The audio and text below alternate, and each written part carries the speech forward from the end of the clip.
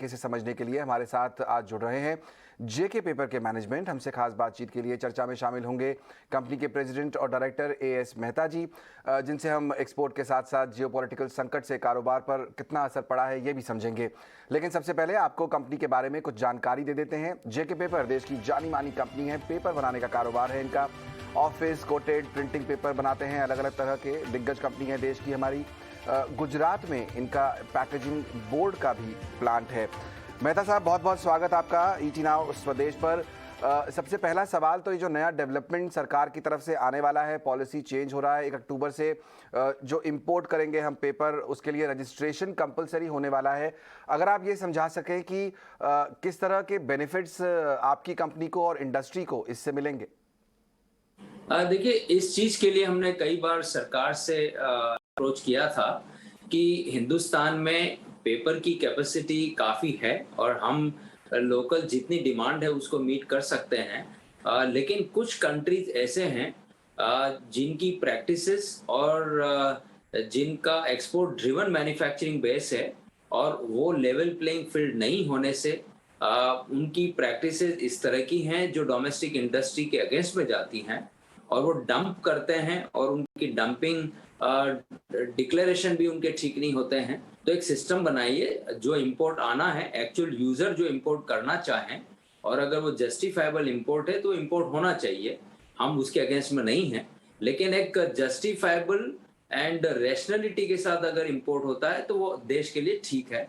इसीलिए सरकार के इस कदम की हम प्रशंसा करते हैं कि सरकार ने एक ऐसा सिस्टम इंट्रोड्यूस करने का एक डिसीजन लिया है जिसमें अगर कोई इंपोर्ट इनएविटेबल है, जरूरी है, और अगर वो लोकल अवेलेबिलिटी के लिए कुछ उनको दिक्कत आती है तो इंपोर्ट जरूर करना चाहिए। तो वो अपना रजिस्ट्रेशन कराएं और अपना डिक्लेरेशन करें और इंपोर्ट करें। इससे जो डंपिंग होती थी या जो गलत तरीके से इंपोर्ट होता था उसके ऊपर एक लगाम लगे।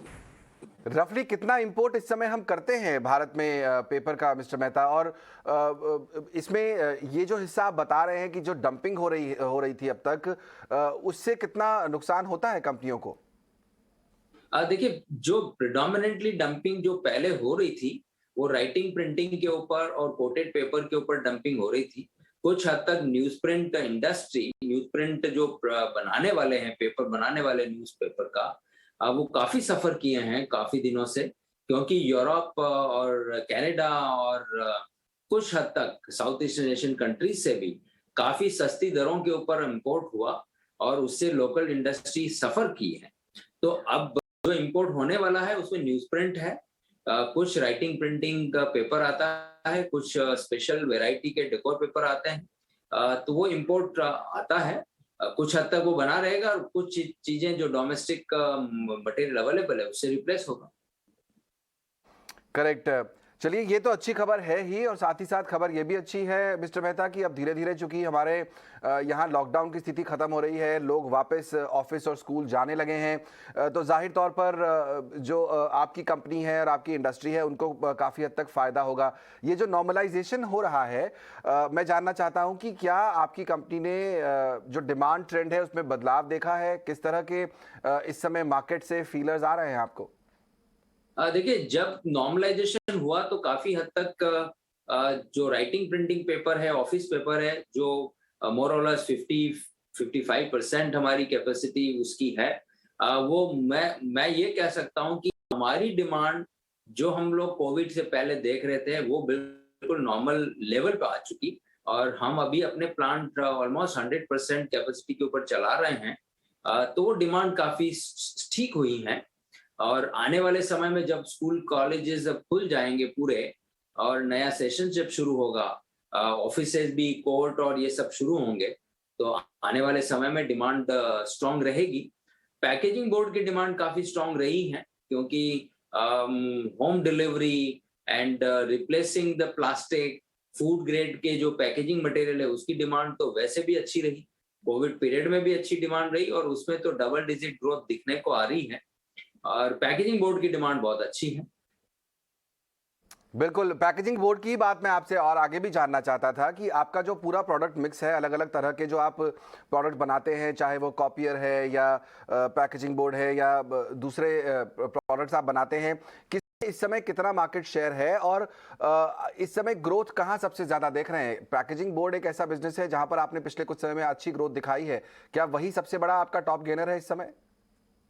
देखिए, कॉपियर पेपर जो जो ऑफिस पेपर की कैटेगरी है, वो ऑलमोस्ट हमारा पहले 50% टर्नओवर उससे आता था। अब क्योंकि हमने नई कैपेसिटीज पैकेजिंग बोर्ड की ऐड की है, तो कॉपियर ऑलमोस्ट हमारा 40% वॉल्यूम कॉपियर का होता है। और अब करीब-करीब 40-45% वॉल्यूम हमारा पैकेजिंग बोर्ड का हो गया है। तो पैकेजिंग बोर्ड में जो हम 10-11% मार्केट शेयर के ऊपर थे, वहाँ से हम अब करीब-करीब 18-19% मार्केट शेयर के ऊपर पहुँच गए हैं। And going forward 20-21%, 22% market share हमारा रहना चाहिए। Yes, I can. तो वो हमारा मार्केट शेयर वहाँ 20-21% होगा। मैपली तो दूसरी कैटेगरी है जो हमारा 10 से 12% वॉल्यूम होता है, और पैकेजिंग बोर्ड हमारा करीब-करीब 7-8% हमारा टोटल वॉल्यूम पैकेजिंग अपना कोटेड पेपर का है। उसका मार्केट शेयर हमारा 10 से 11% है। करेक्ट। तो यानी मार्केट शेयर भी बढ़िया है और आप बता रहे हैं कि डिमांड भी वापस लौट के आई है। एक कंसर्न लेकिन रही है पिछले कुछ समय में पेपर इंडस्ट्री की कि फ्यूल के और स्टार्च के जो प्राइसेस हैं वो धीरे धीरे बढ़ते दिखाई दे रहे हैं। आप लोगों के लिए रॉ मटेरियल कॉस्ट भी काफ़ी हद तक बढ़ी है। रॉ मटेरियल प्राइसेस के ट्रेंड कैसे दिख रहे हैं? आपको लगता है कि ये स्टेबलाइज हो गई हैं या अभी और इनमें बढ़त होनी बाकी है? देखिए, जहां तक पेपर इंडस्ट्री के रॉ मटेरियल का सवाल है, जो इंटीग्रेटेड प्लेयर हैं जैसे हम लोग हैं, काफी हद तक हमारा अपना पल्प का प्रोडक्शन हमारा अपना होता है, तो वहां रॉ मटेरियल हमारा है लकड़ी। उसके प्राइस थोड़े बड़े हैं लेकिन अभी स्टेबल है। उसमें अब कोई मेजर कंसर्न अभी आज की डेट में नहीं दिखता। लेकिन कमोडिटी प्राइसेस में कॉस्टिक सोडा है, ब्लीचिंग केमिकल्स हैं, कोटिंग केमिकल्स हैं, उसके दाम काफी बड़े हैं, लेकिन अभी अब स्टेबल हैं। और जो इम्पोर्टेड पल्प है उसके दाम बहुत बड़े थे, वो भी अभी स्टेबल है। तो अब मेरे को लगता है कि अब प्राइस का और फर्दर अपवर्ड ट्रेंड नहीं दिखता। कोल की अवेलेबिलिटी एक क्वेश्चन है, लेकिन लगता है कि मानसून के आने के बाद क्योंकि पावर डिमांड थोड़ी कम होगी, तो कोल सप्लाई बेहतर होनी चाहिए लोकल सोर्सेज से, तो उससे एक रिलीफ आने वाले समय में होना चाहिए। था आपने क्या पिछले कुछ क्वार्टर्स में कोई प्राइस हाइक लिए हैं या फिर कोई ऐसा प्लान कि आने वाले क्वार्टर्स में आप प्राइस हाइक ले सकते हैं? देखिए, प्राइस हाइक हमारे Q4 में कुछ हुए थे, और इस क्वार्टर में भी हमने मई जून में कुछ प्राइस इंक्रीज लिए हैं। तो वो हमारी कॉस्ट को रिकवर करता है। तो अब फर्दर मुझे नहीं लगता कि और फर्दर कोई प्राइस इंक्रीज इमीडिएट लेने की जरूरत है। अगर कुछ जरूरत पड़ेगी तो क्योंकि डिमांड स्ट्रांग है, अगर कॉस्ट का प्रेशर और कुछ आएगा तो माइनर प्राइस करेक्शन हो जाएगा अगले क्वार्टर में। बिल्कुल, तो अगले क्वार्टर तक का इंतजार उस खबर के लिए करना होगा। बहुत बहुत शुक्रिया मेहता जी, समय निकालकर आज जीटी नाउ स्वदेश के साथ जुड़ने के लिए और हमसे बातचीत करने के लिए। एएस मेहता साहब जेके पेपर के यहाँ पर बताते हुए कि किस तरह प्राइसिंग की सिचुएशन है, डिमांड लौट कर आ रही है एक बार वापस, जब हमने देखा है कि स्कूल कॉलेज खुल रहे हैं, मार्केट्स खुल रहे हैं, और साथ ही साथ 1 अक्टूबर से जो कंपलसरी रजिस्ट्रेशन की बात हो रही है इंपोर्ट करने के लिए पेपर को, वो इंडस्ट्री के लिए काफ़ी हद तक अच्छा है। लेकिन स्टॉक क्या आपके पोर्टफोलियो के लिए अच्छा है, ये जानते हैं। मयूरेश जोशी हमारे साथ जुड़ गए हैं। मयूरेश, बहुत बहुत स्वागत आपका। 285 पर जेके पेपर का स्टॉक आपको लगता है लेना चाहिए? नहीं, वेरी गुड आफ्टरनून। नहीं, मेरे हिसाब से आई थिंक जो मैनेजमेंट अभी आपके साथ डिस्कस कर रही थी, वो चीजें जो बहुत उभर आ रही है डिस्कशन में, एक डिमांड बहुत स्ट्रांग है। जैसे ऑफिस रीओपन हो रही है, ऑफिस कटआउट पेपर और स्पेसिफिकली राइटिंग और प्रिंटिंग पेपर, यहाँ एक मिड सिंगल डिजिट ग्रोथ देखने की पूरी आकांक्षा है। अलॉन्ग विद दैट जो पैकेजिंग बोर्ड सेगमेंट है इनका, इसमें एक डबल डिजिट ग्रोथ देखी जा सकती है। तो जो नया प्लांट इनका कैपेसिटी यूटिलाइजेशन जैसे बढ़ेगा और जो इंक्रीमेंटल सेल्स वॉल्यूम सिरुपुर प्लांट से होगी, ये अर्निंग्स को सहारा देंगे। दूसरा, इनपुट कॉस्ट इन्फ्लेशन जैसे मैनेजमेंट भी कह रही थी, प्राइस हाइक्स उन्होंने दिए हैं, and it's a complete pass through opinion of the input cost inflation. इसलिए जो नेट सेल्स रियलाइजेशन पिछले तिमाही में अच्छी खासी आ रही थी, I think that should keep on showing incremental growth forward. I think demand अच्छी है। नेट रियलाइजेशन में प्राइस हाइक देने के कारण मार्जिन पे बहुत ज्यादा दबाव आएगा नहीं। Volume should also sustain because of demand, और इसलिए ऑपरेटिंग लेवरेज बैलेंस शीट पे होगा। And that's why I think even the debt should start coming down slowly and steadily. Management, if I'm not mistaken, is expecting around 500 crores of debt reduction. So I think जो 0.8 पे debt equity है at this point of time, that should come down significantly.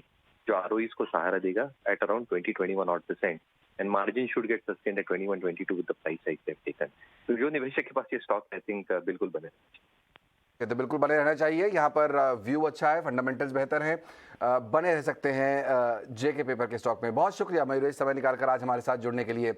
और आज है Friday, हमारे साथ एक और